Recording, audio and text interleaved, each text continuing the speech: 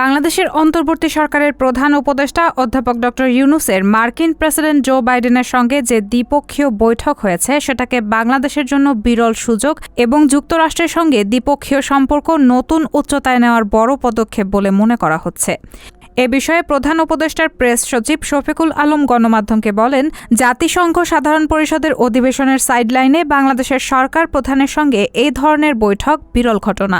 বৈঠকটি যুক্তরাষ্ট্রের সঙ্গে বাংলাদেশের সম্পর্ককে নতুন উচ্চতায় উন্নীত করবে। এটা আমাদের জন্য সুখবর।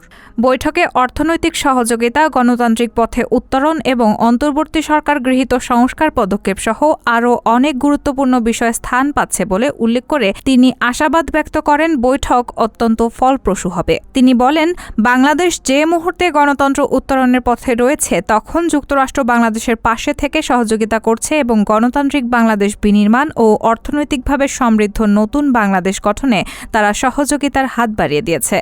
রায়হানা মুন, সবার কথা।